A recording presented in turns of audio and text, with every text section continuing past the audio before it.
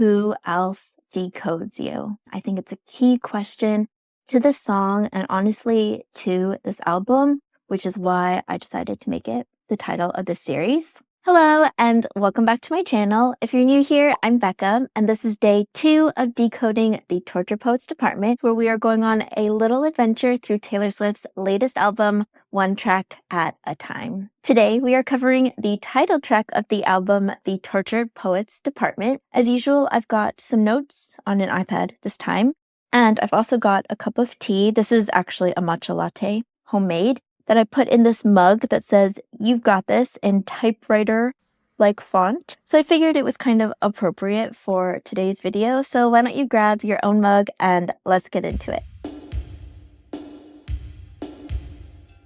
Who else decodes you? The Tortured Poets Department is quite a mouthful to say, and I think it's quite an interesting title for the song and of course the whole album, especially compared to Taylor's previous albums, which were all 1 or 2 words at the most. There's Taylor Swift, Fearless, Speak Now, Red, 1989. Reputation,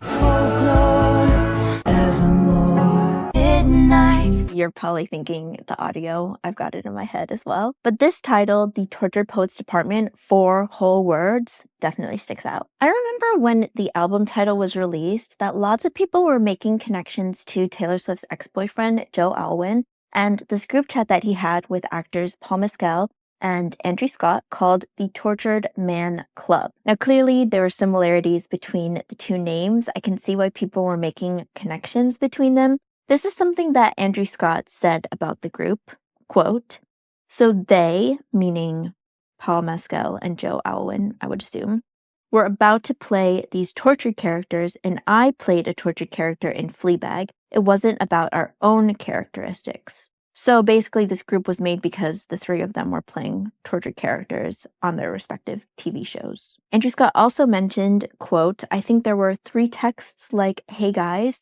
you know, those groups that you set up and they just collapse." So it sounds like this group chat was not very active, all of potentially 3 texts between them. And also this is, of course, all speculation. There's no way to know whether Taylor was actually influenced by this group for this title of the album.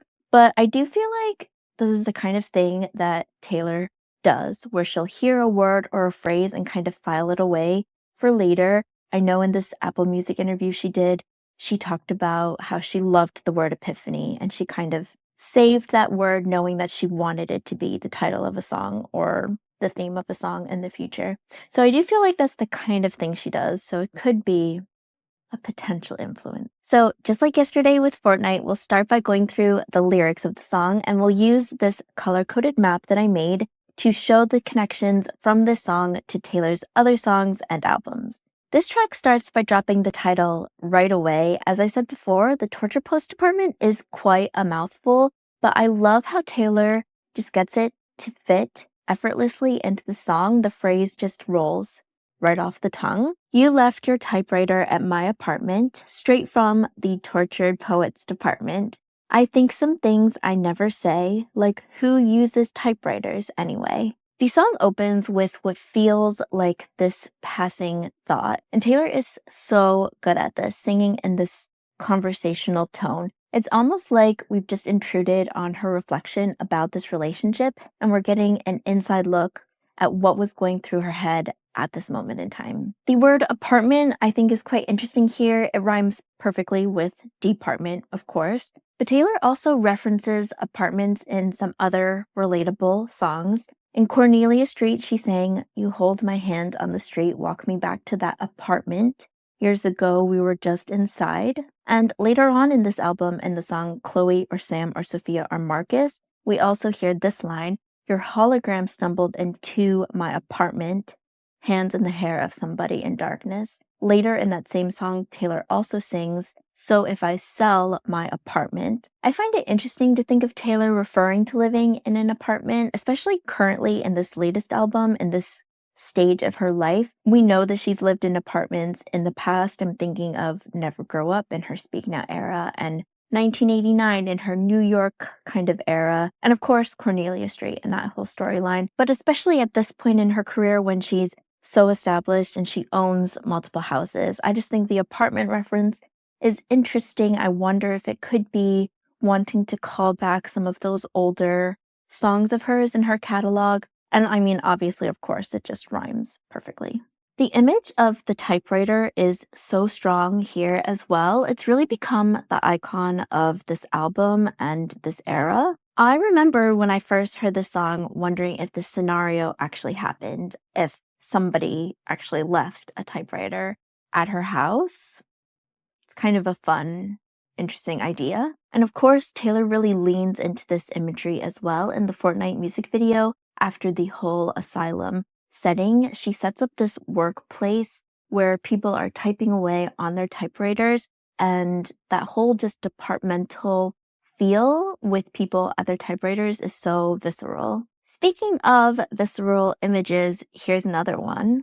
But you're in self-sabotage mode, throwing spikes down on the road. Taylor illustrates so clearly what self-sabotage mode looks like here, throwing spikes down on the road, putting in these obstacles to prevent yourself from driving forwards, because if you do, the tires of your car are going to get cut by these spikes on the road and lose all of their air. I have to pull out the lyric, but I've seen this episode and still loved the show. I think that's one of my favorite lyrics from this whole album. It's such a simple line, but I feel like it speaks volume in this day and age where it's so popular to watch and rewatch shows, especially as somebody who loves watching television. I can totally get the line that if there's an episode that you don't really love, but you still like the show, you're willing to let it go for the show.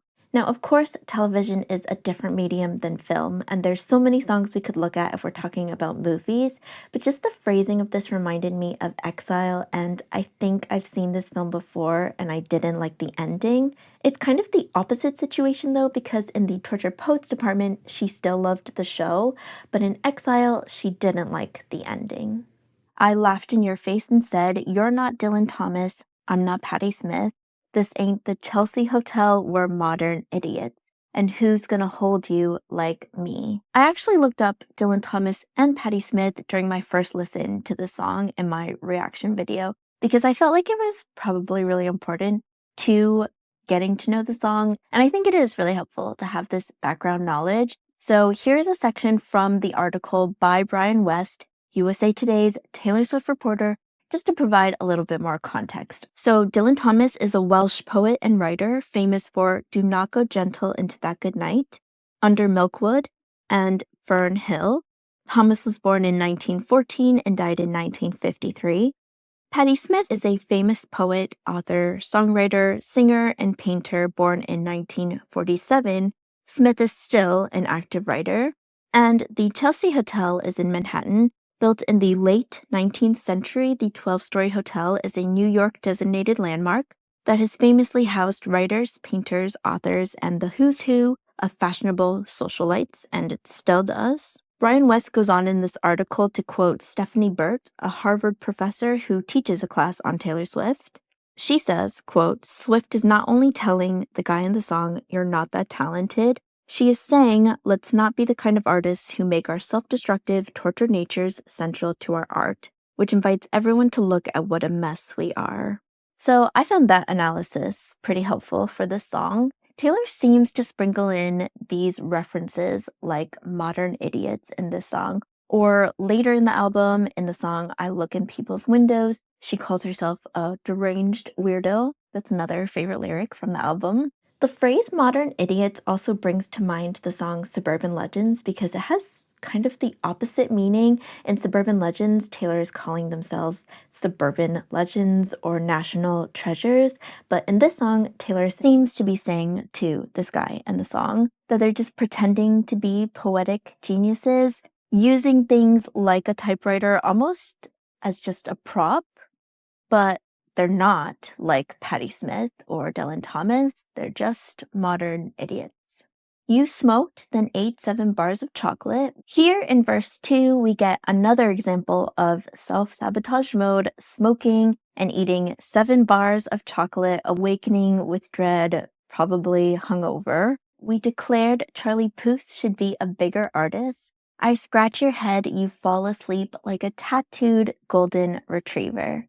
The tattooed golden retriever reference is a little bit of an oxymoron in my mind. I feel like tattoos are so often associated with this tough guy persona. So to pair that with a golden retriever feels like quite the contrast. As I said in my last video, I don't plan on chatting too much about Taylor's personal life and her relationships, but I know that many people speculate that this song in particular is about Maddie Healy because of the whole tortured artist thing, because of possibly owning a typewriter. This tattooed line is one of the main reasons why, because Maddie Healy has lots of tattoos. I also find it interesting that she kind of leans into that tattooed imagery in the Fortnite music video with, of course, Post Malone, who already has all of these tattoos himself. And so I think that this helps bring this idea even more into just the imagery of the whole album. I chose This Cyclone With You is a lyric that reminds me a lot of one of my favorite lyrics of Taylor's from this album, but just across all of her discography. I think it's one of her best lines ever in Fresh Out the Slammer when she says, "I swirled you into all of my poems."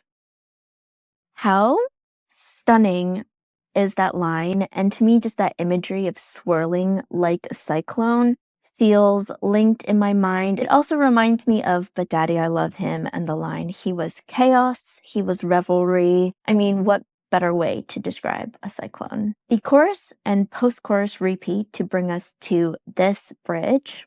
"Sometimes I wonder if you're gonna screw this up with me, but you told Lucy you'd kill yourself if I ever leave." This is another example of fatalism, which Taylor says herself is a big theme on this album. She says that in her Fortnite voice memo, which I talked more about in the last video when we were chatting all about Fortnite. But here, this is fatalism coming from the other side, not from Taylor, but this guy is saying that he will kill himself if she ever leaves. How very tortured poet of him. Okay, here we get a couple of familiar names. Lucy is probably Lucy Dacus. I'm not exactly sure how to pronounce her surname, her last name. She is from the band Boy Genius. Phoebe Bridgers might be a familiar sounding name to you. She collaborated with Taylor Swift on the song Nothing New on her Red Taylor's Version album, the Vault track.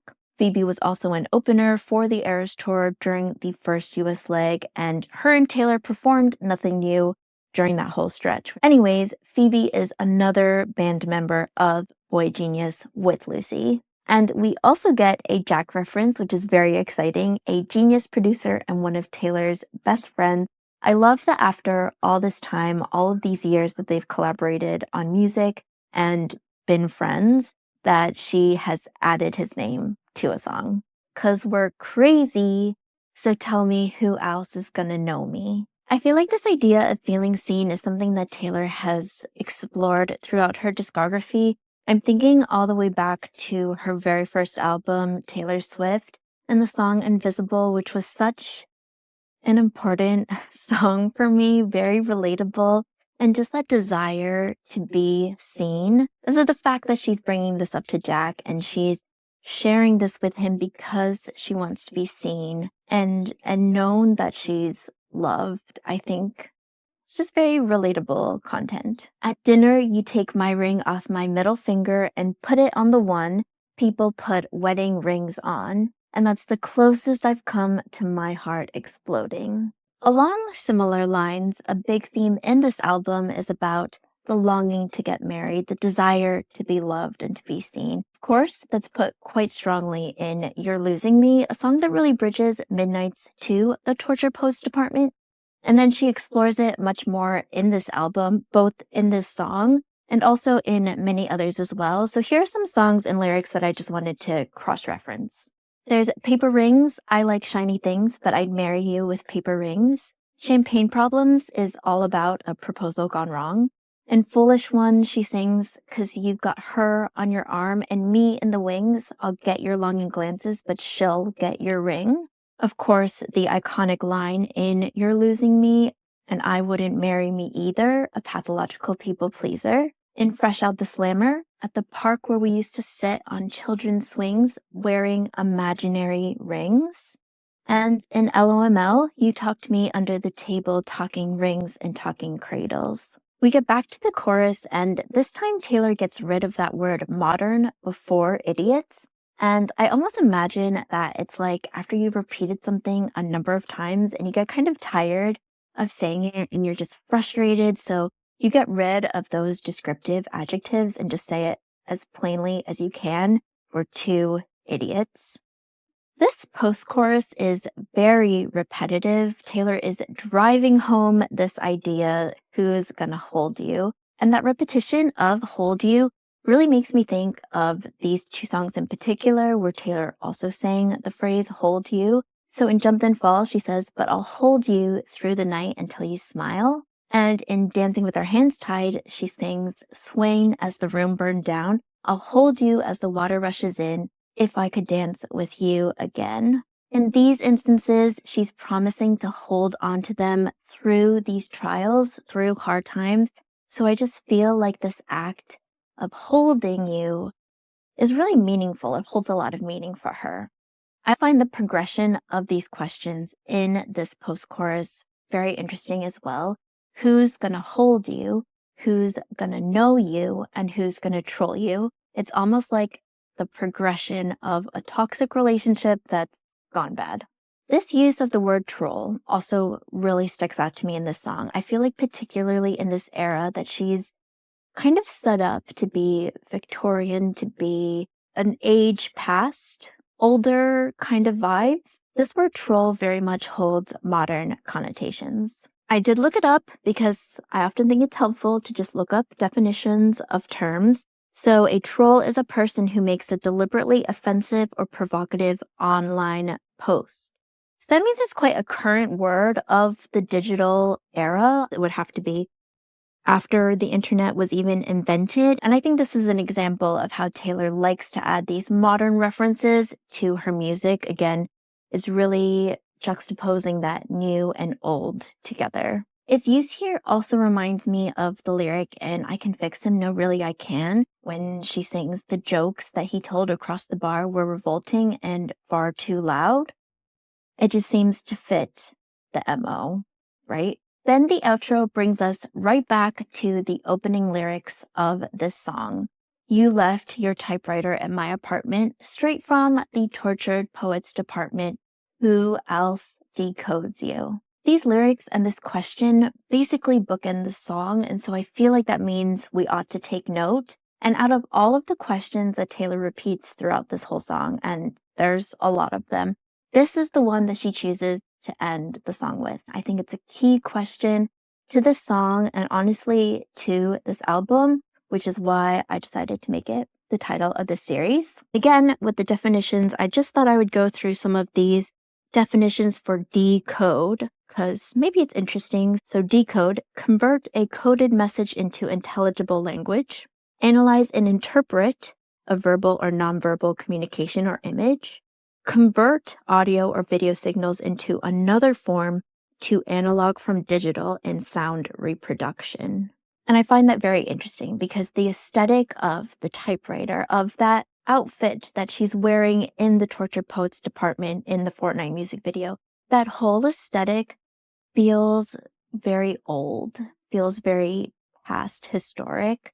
And yet this whole aspect that she has brought to this era with the kind of morgue detective vibes where we are decoding with her, alongside her. It's just that juxtaposition of the new with the old, of the modern with the past. And I find that very interesting and something that is kind of recurring throughout this album, so I think it's worth noting. Okay, now that we've covered the lyrics and delved more into these themes of fatalism and lost dreams, let's chat about the musical elements. I'll pull out some of the highlights that I found from my own listening, things that I feel really contribute to the themes and just the overall vibes of the song. Lots of musical elements of the song are very, very standard. One might even say they're department issued.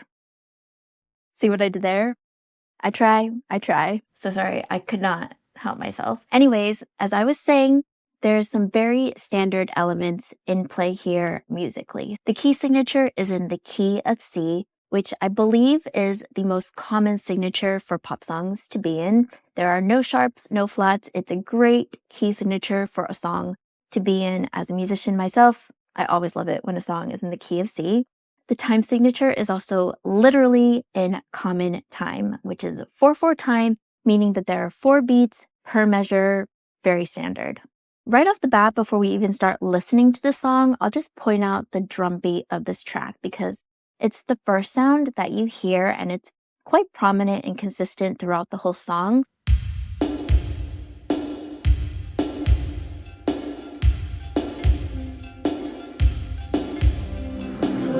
You hear that drum beat, so it goes 1, 2, and 4, 1, 2, and 4, 1, 2, and 4, 1, 2, and 4. I really feel like this rhythmic line in the drums really sets up this contrast of lows and highs that's reflected both in the lyrics of the song and also in the musical elements of the song. So the drums are going low, high, low, high, low, high, low, high, low, high, low, high, low.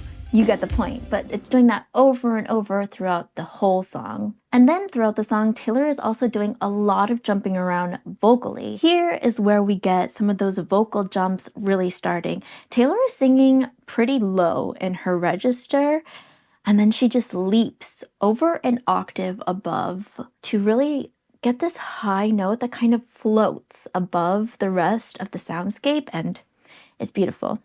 And who's gonna hold you like me? And then we get it again. And who's gonna know you if not me? I laughed in your face and said, Here and throughout a lot of the song, you can hear that synth coming back in. well, who else decodes you? And That synth is a sound that we also got hints of in Fortnite, so I feel like this is really pulling from some of those musical sounds that were established in the first track of the album. And the synth is going very repetitious, and that's again pulling on just this idea of repetition that's reflected also in the lyrics of the song. Here is where we start getting some of that same sparkly, shimmery sound that we got a taste of in Fortnite, and that's very reminiscent of her 1989 Taylor's Version era sound. I feel like that's very deliberate, especially in this song, because I think this track connects pretty well with a number of vault tracks from that album, 1989 Taylor's Version. Taylor even did an Eras Tour surprise song mashup with this track, The Torture Pose Department, and Now That We Don't Talk. It worked so well together, and I think Suburban Legends has a very similar sound. There's just that sparkly element that Taylor and Jack really chose to infuse into her re-recording of that album that just was not there in the original recording, and it's an interesting choice. I felt a little bit conflicted about some of the production changes when I first listened to that re-recording, but this element, this sparkly kind of sound, I loved from the get-go. and when we go crashing down, we come back every time, 'cause we never go out of style. We never go out of style. I think just timeline-wise, it also makes sense. She would have been recording both of these albums at the same time, so it just makes sense that they would have similar sonic influences. You smoked, then ate 7 bars of chocolate. We declared Charlie Puth should be a bigger artist. Starting to get those little harmonies. You fall asleep like a And more of that sparkly golden retriever. chimes in there. The song has some great use of harmonies. I love these harmonies that Taylor starts introducing as we get further into the song. Who's gonna hold you? She's really highlighting these questions here by repeating them back, by adding these echoes into the ad-libs of the song. Who's gonna hold you? Like, she's repeating that even in addition to the already repetition of these questions, if that makes sense. Lots and lots of repetition going on here. And then here in the bridge, we start getting some of the best harmonies. I love these harmonies. Sometimes I wonder if you're gonna screw this up with me, but But you told Lucy you'd kill yourself if I ever leave. And I had said that and this to part Jack is my about favorite you, so I harmony. felt seen. Everyone we know understands why it's meant to be. I don't know about you, but when I first heard this song, this is exactly where I could hear an Out of the Woods mashup in my head. Definitely is giving that Out of the Woods, Is It Over Now kind of vibes. It's very much that sparkly production that is doing it for me, but also just that repetition of the question, are we out of the woods now? Are we out of the woods now? Are we out of the woods now? Are we out of the woods? And who's gonna hold you? Who's gonna hold you? It's very similar kind of vibes, I think. Are we out of the woods yet? Are we out of the woods yet? Are we out of the woods yet? Are we out of the woods?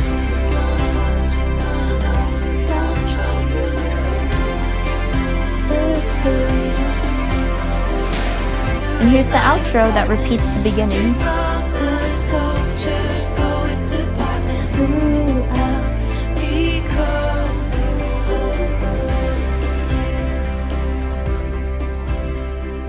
And then we get this very nice long fade, classic Jack Antonoff kind of fade. And then if you listen carefully, you hear at the very end, you get that sparkly sound brought in at the very end so that you finish off with this very high kind of ringing to end the track.